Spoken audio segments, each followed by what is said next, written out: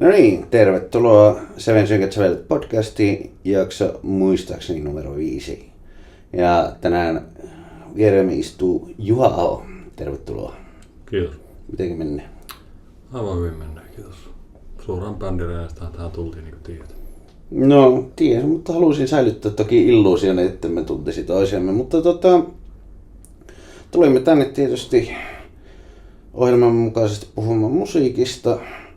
Ja tämmöisen konsensuksen säilyttämiseksi pidämme aikakäsityksen lineaarisiksi ja menemme alkuun. Mistä lähti muistat, että on tämmöinen ensimmäinen musiikkimuisto? Kysymys on helppo.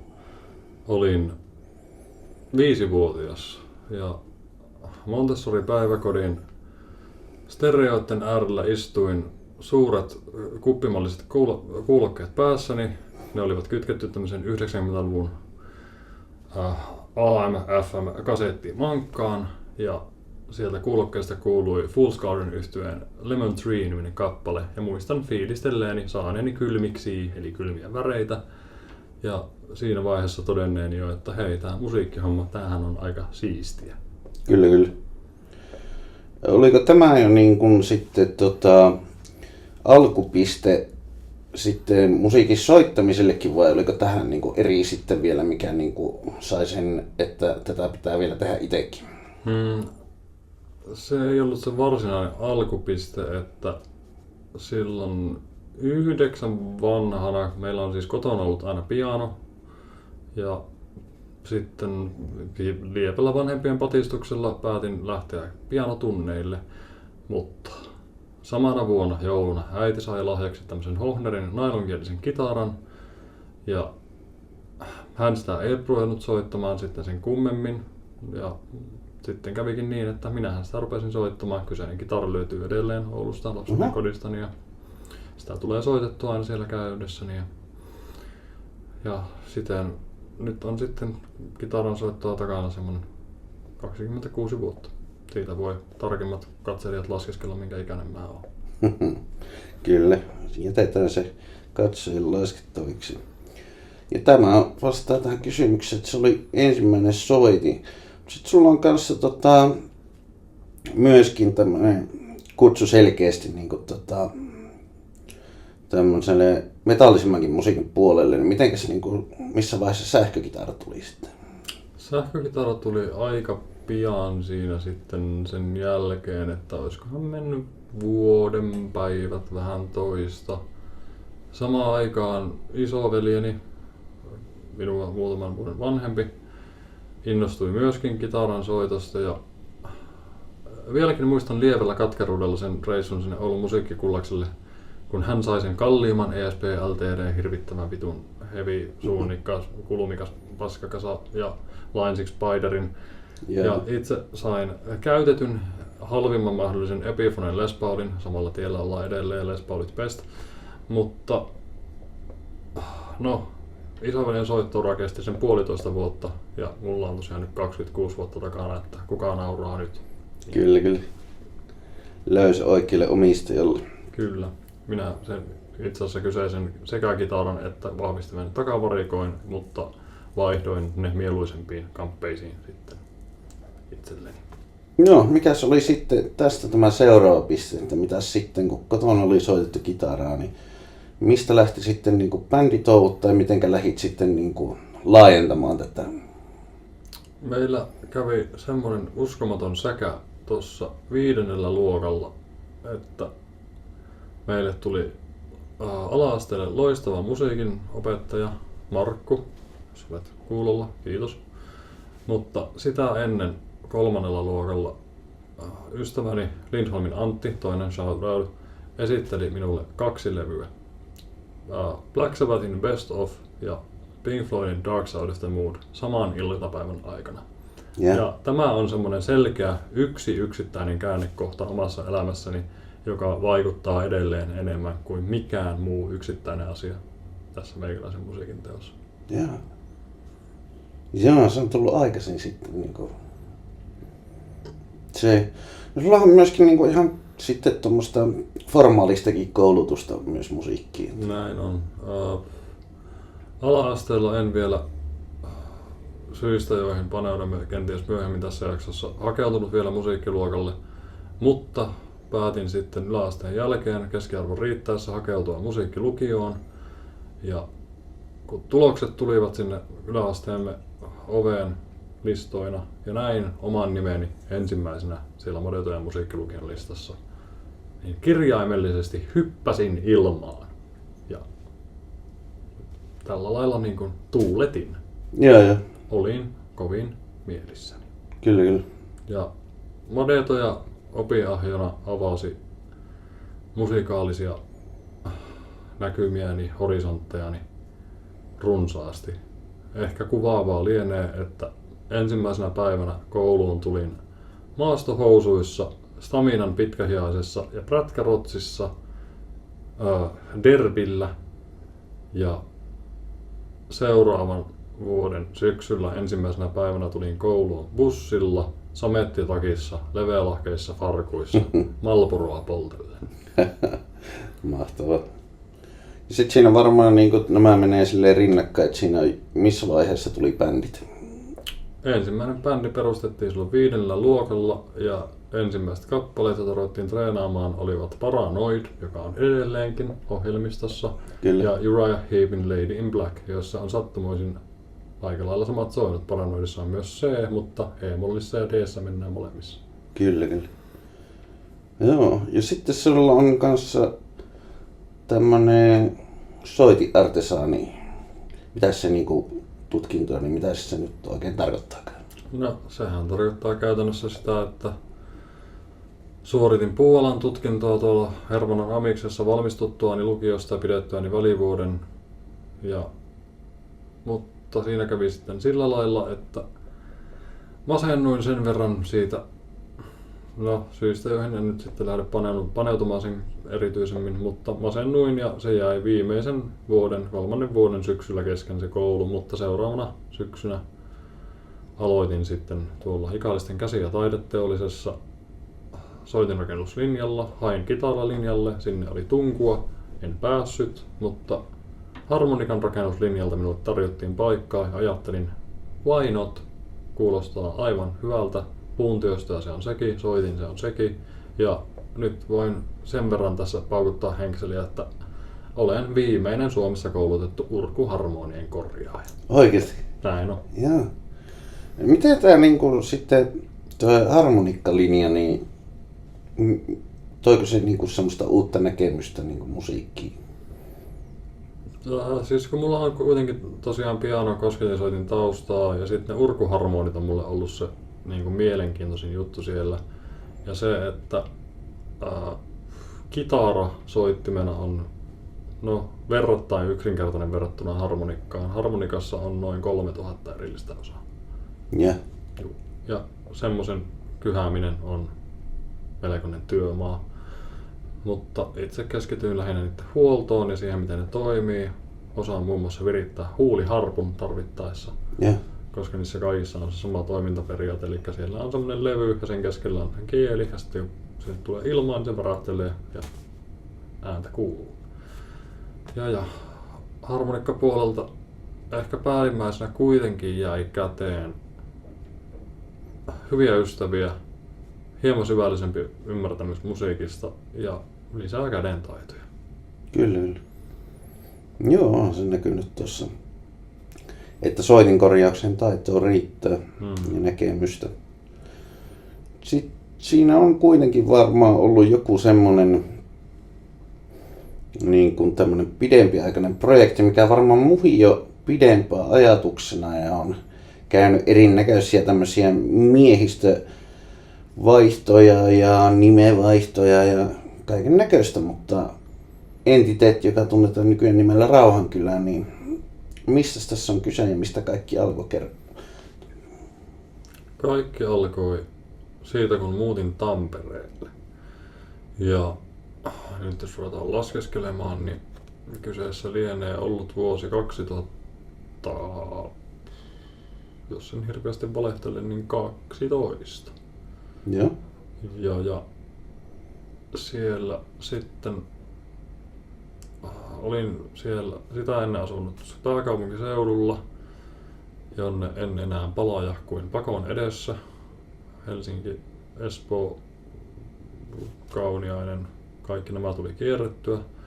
Tosin Kauniaisten työväen akatemia, shoutout, kielitieteen opintoja, koska kielet on aina kiinnostanut ja näin. Mutta sitten silloin nostin ensimmäistä kertaa opintolainaa ja sen hedelmä on edelleen tässä mukana tämän Martti 12-kielisen muodossa.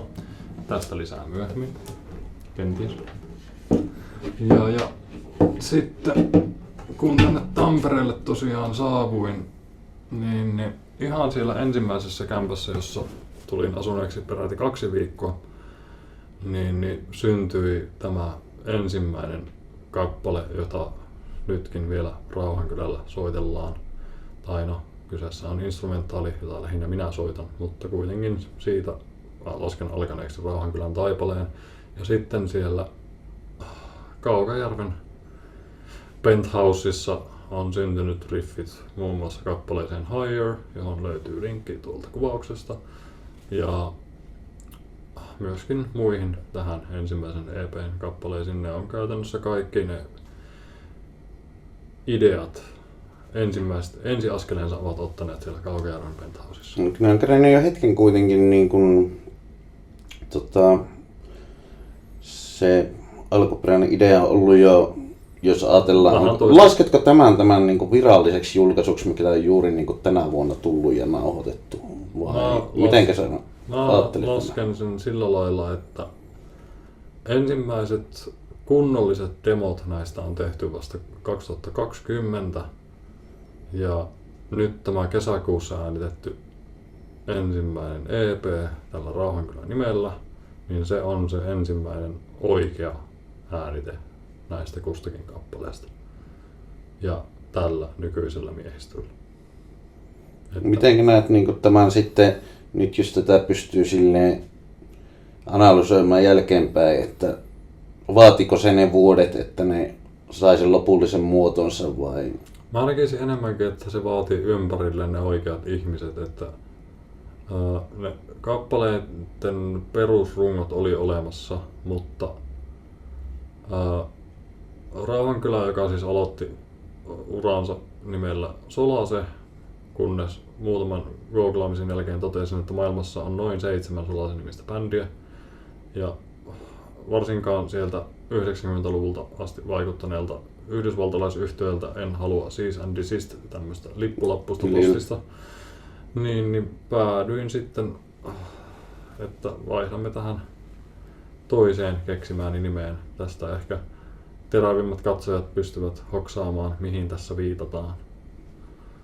Mutta jääköön se mysteeriksi. Kyllä. Ne tietää, ketkä tietää. Tietää. Näinhän se menee. Mitenkä näet tämän, niin kuin, tämä nauhoitettiin tuolla Black Floyd Analog Studiolla, niin oliko tämä niin kuin studio sulle se niin kuin ympäristö kanssa, että mikä vaatii, ja sehän levyn pohjat nauhoitettiin liveinä sisään, niin mitenkä nämä niin kuin nauhoitustapaa paikka, niin näetkö tälleen? Mä näkisin, että Lepistön Tapio, Tapsalle shoutout, oli mies paikallaan ja juurikin se oikea henkilö oikeine vehkeineen. Ja muistaakseni me ei otettu yhdestäkään biisistä yli 4 ottoa ja suurin osa omista suorituksistani, lauluista, kitaroista sen kummemmin kehuvatta livahtivat sisään ensimmäisellä otolla. Joo. Toisaalta, jos takana on vuosikymmen kappaleen kanssa tuusailua, niin olisihan se vähän outoa, jos sen joutuisi hirveällä työllä ja vaivalla sinne vääntämään. Että niin. Ja siis Tapsa onnistui luomaan meille sinne semmoisen rennon ja miellyttävän ilmapiirin, se, että se on miljoona tosi mukava. Ja hän ymmärsi myös nämä vaillinaiset lauseeni ja suurin piirtein ilmeeni siitä, mitä haluan sinne soundillisesti. En väitä, että se olisi täydellinen, mutta se on mielestäni aika hyvä aikansa kuva siitä, mitä kesäkuu 2025 oli. Kyllä. Tämän yhtyeen historiassa. Kyllä. Ja sen jälkeen on ollut jotain keikkahommaa ja ilmeisesti tulossakin on keikkaa. Keikkaa on sovittuna. Seuraavan kerranhan meitä voi tulla todistamaan joulukuun 12. päivä Bar Koteloon. Liput ovat tulleet nyt niin tänään. 8 €, 10 € ovelta. Tänään on siis, mikä päivä tänään on? Sunnuntai 30. päivä. Ja tää jakso julkaistaan joku päivä jäljessä. Joo, elikkäs teillä on semmonen ronttiviikko aikaa varmaan hankkia näitä lippuja ennakkoon. Sankoin joku on paikalle, paikkoja on rajallisesti. Jos muistan oikein, niin 8 € ovelta ja 10. Kyllä, ja 200 ihmistä mahtuu sisään. Joo. Joo, se on kyllä nähty, että se paikka voi mennä loppuunkin. Että... Joo, ja siellä meillä on mukana sellaiset yhtiöt kuin Verve, VERV sekä Novale. Että heitä en entuudestaan tunne sen kummemmin, ilmeisesti vähän tämmöistä nuoremman polven taitajaa, mutta sen mitä kuuntelin Spotifysta, niin ihan taidokkaasti soitettua ja tuotettua kamaahan se oli. Kyllä. Jäi kyllä kiinnostamaan toi, että mitäs ajattelit tästä lisää myöhemmin, niin onko se myöhemmin aika nyt palata tähän kitara-asiaan? Jaa.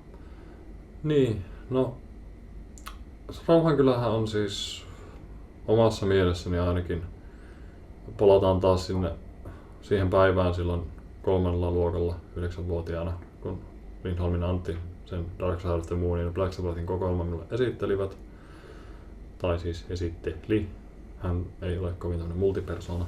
Mutta se jotenkin mä näkisin, että kumpikin näistä yhtyeistä kuuluu läpi edelleen siinä meidän musiikissa, mutta sitten kuitenkin mä päätin 16-vuotiaana eräässä kotibileissä kuunneltuani, kuinka kaveri rumpukoneen kanssa tempoon 260 ppm soitti Yngvi Malmsteenia. Ja sitten tuli vähän semmonen, että nyt muuten loppu tilutuksen opetteleminen, että tuohan on ihan sairasta hommaa ja niin kuin, se ei ole se mitä mä haluan tehdä. Ja kaverilla oli myynnissä 12-kielinen akustinen ja minähän sen sitten ostaa tärräytin. Ja sitten kun kävin sen Helsingin kitarapajalla päivittämässä tähän, niin sitten sieltä alkoi syntymään niitä riffejä, että esimerkiksi tuo kuvauksestakin löytyvä Higher alkoi tämmöisenä hyvin yksinkertaisena näppäilynä, jonka koetan osata nyt soittaa.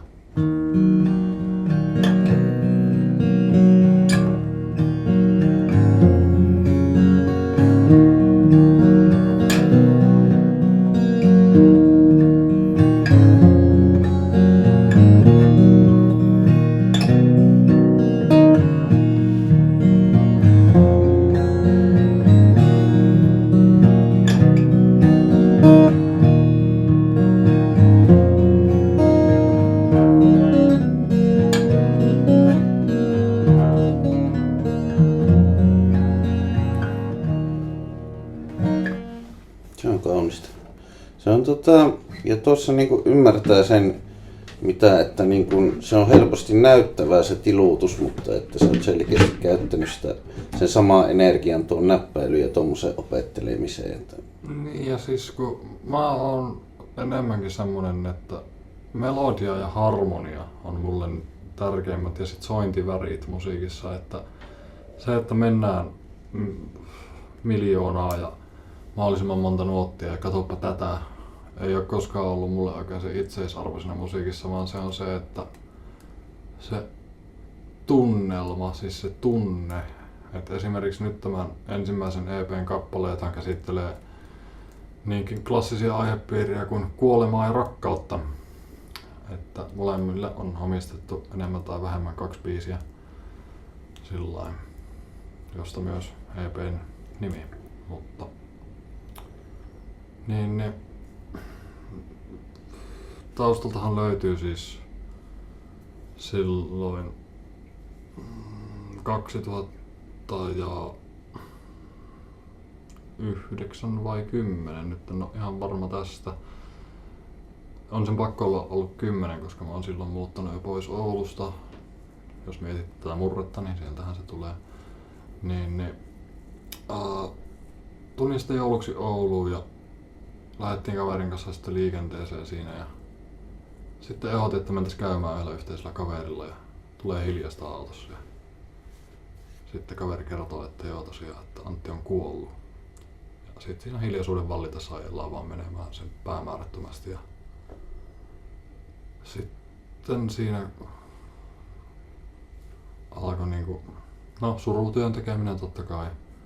Mut sitten kun olin muuttanut Tampereelle ja näin, niin sitten yhtenä iltana syntyi se ensimmäinen teksti ja vähän myöhemmin sitten tämä Hairin teksti.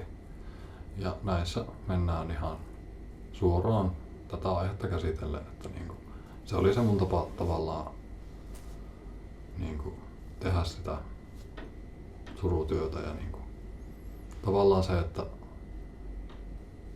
se niin edelleenkin esimerkiksi kun me oltiin äänittämässä, se on kesäkuussa, niin ennen laulusuoritusta, niin mä ihan tahallaan lietsoin itse, että mä rupesin niinku miettimään Anttia ja niinku saa kiinni siitä tunteesta, mikä silloin oli. Ja että se niinku välittyisi, että siis...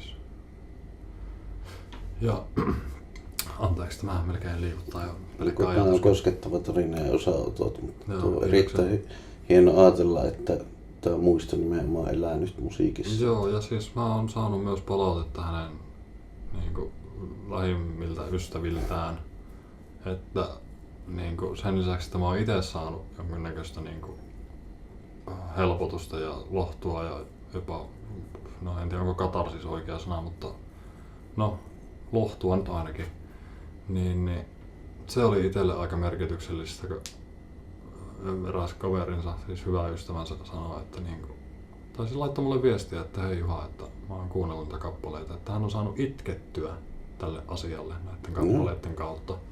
Että kiitos, kiitos, kiitos. Ja tämä merkkasi mulle paljon enemmän kuin mikään tämmönen keikan jälkeen tuleva selkään taputtelu tai että se niinku, että siinä oli niinku jotain todellista. Joo, kyllä.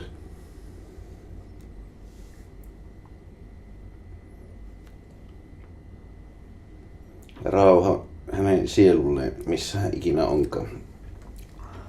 No, jos mennään sitten vielä tämmöisiin pirteimpiin asioihin, niin minkälaisia tulevaisuuden suunnitelmia on sitten, että minnekä Rauhankylä suuntaa seuraavaksi? Onko pöytä nyt tavallaan puhdas? Onko niin kuin vanhoja pohjia, mitkä on vielä niin kuin odottamassa kappaleiksi tulemista vai minkä näköistä tulevaisuutta lähdetään rakentamaan tällä? Meillä on nyt se seuraava EP on äänittämistä vaille valmis, että tuossahan sitä nyt treenaillaan äänityskeikka kuntoon. Ensi esityksensä silloin 12. päivä joulukuuta. Ja sitten tuossa alkuvuodesta varmaan käydään taas Tapsan hellässä huomassa laittamassa ne sinne Kelalle ja sitten sitä taas lähdetään markkinoimaan ja keikkoja on puukattu siihen alkuvuoteen ja niitä olisi tarkoitus tehdä ensi vuonna mahdollisimman paljon. Ja ollaan lähestytty myös tiettyjä tahoja, levyyhtiöitä nimellisesti. Ja saapa nähdä, että sitten ollaan niinku, me ei olla vielä näihin mun aikaisempiin bändeihin menty sen enempää, mutta niinku, että on ollut aikaisemminkin jo diiliä, niin kuin on ollut sullakin ja näin, että näitä kontakteja kuitenkin on, että kyllä mä näkisin, että meillä on ihan niinku portit auki myös sillain niinku siihen, että tästä tulee tämmösen omakustanne tee se itse bändin sijaan tämmönen ihka oikea yhtye. Kyllä. Se, että ei niinku mulle toisaalta se niinku, että saadaan tämä joku suurpääoma sinne taakse tätä juttua ajamaan eteenpäin, niin kyllä mä silti musiikin tekeminen on ensisijaisesti mulle semmoista, mistä mä nautin, jolloin mä pystyn ilmaisemaan itseäni. Ja niin, se on vaan mulle helvetin tärkeää. Ja se, että jos sitä joku muukin haluaa kuunnella, haluaa tulla sinne keikoille, hankkia kenties niitä äänitteitä, niin sehän on Silikkaa plussa. Kyllä. Niin, tässä ei olla todellakaan niin kuin, tai että sulla on kyllä kokemusta kanssa ihan levyttäneistä ja keikkailleista bändeistä kyllä muutenkin.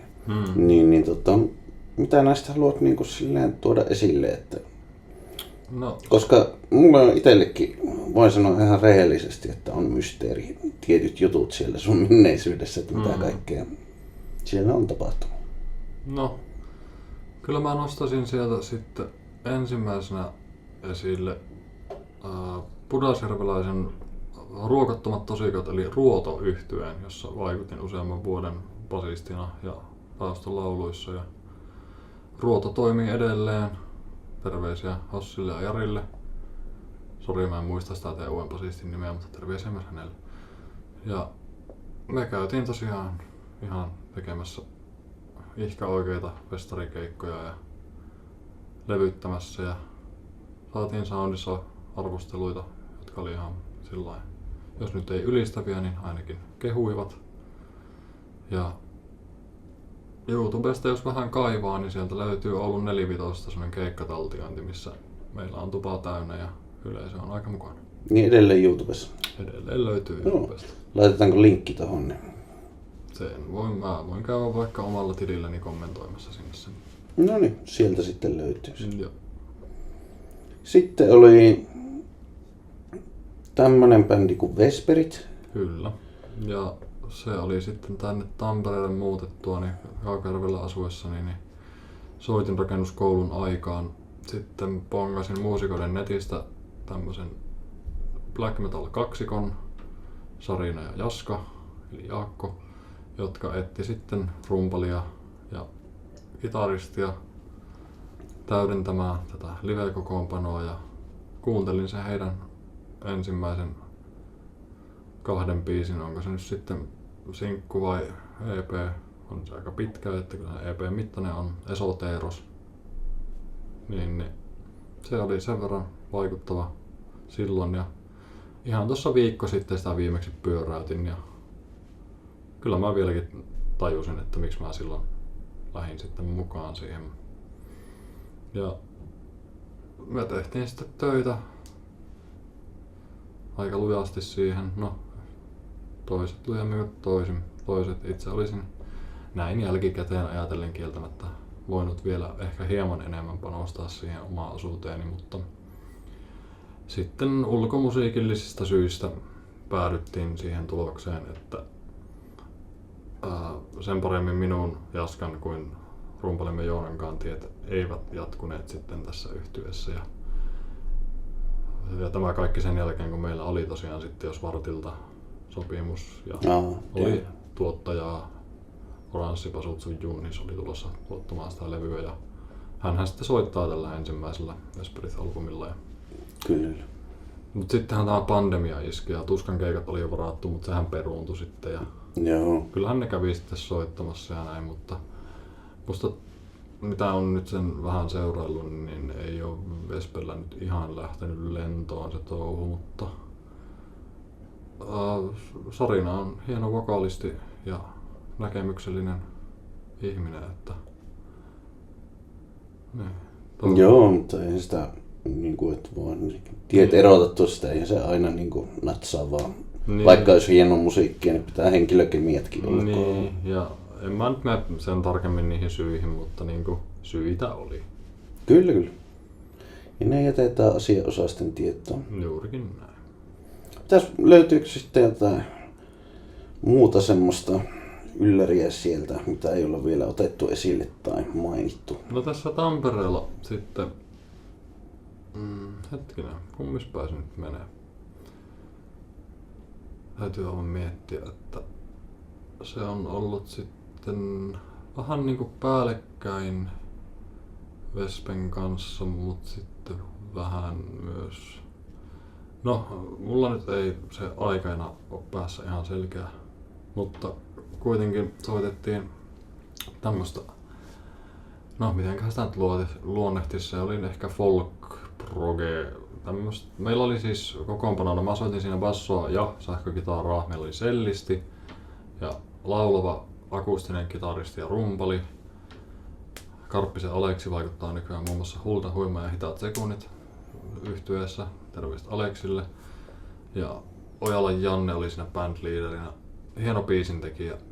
Edelleen tullaan Jannen kanssa toimeen hyvin ja näin.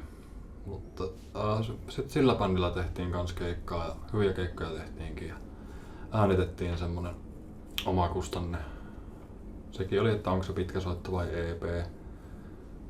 Mulla on niitä levykäisiä tossa vielä jokunen kotosalla, että jos joku on kiinnostunut tämmöisestä rare-itemistä, niin ei kun vaan viestiä.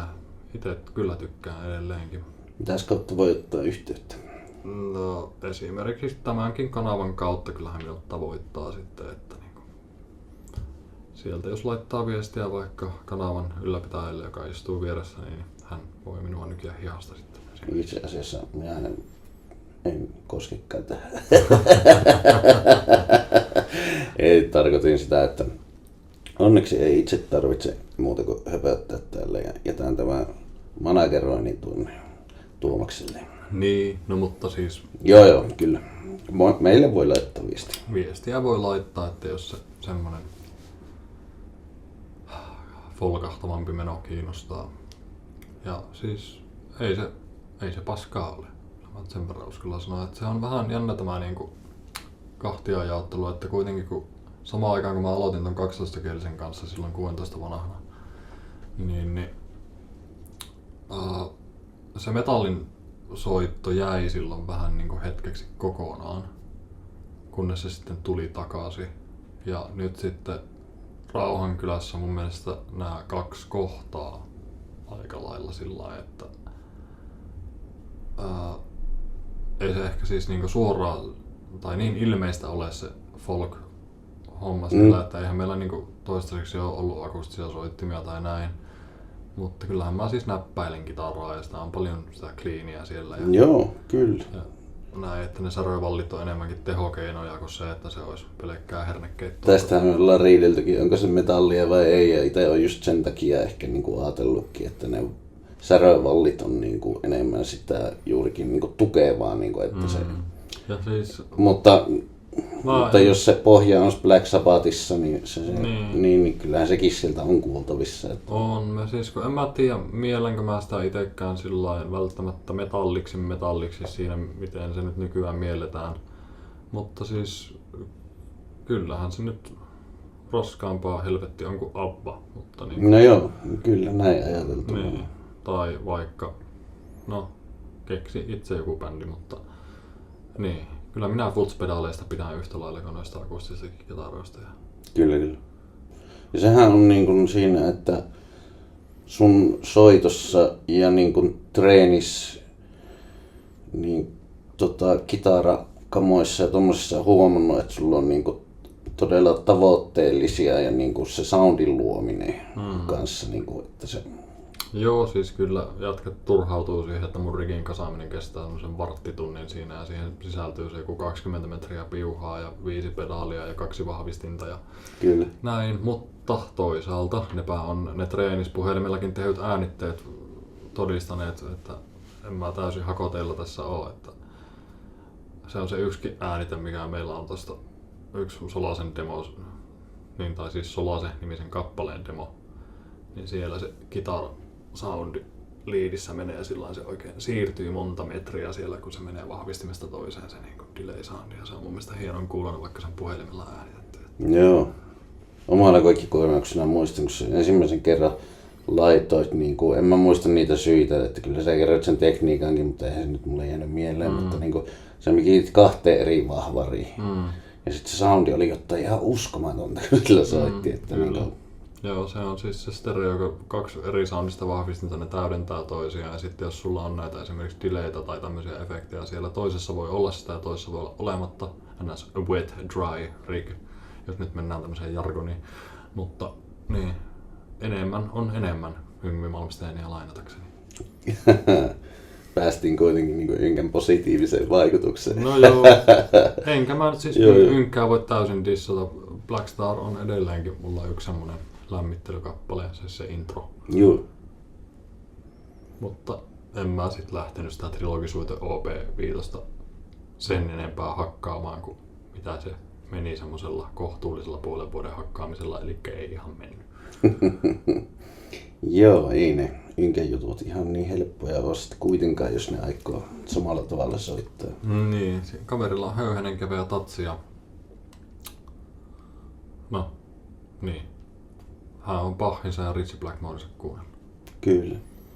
Se on juurikin näin. Onko vielä jotain niin kuin haluat lisätä tai jotain, mitä ei tuotu esille tässä?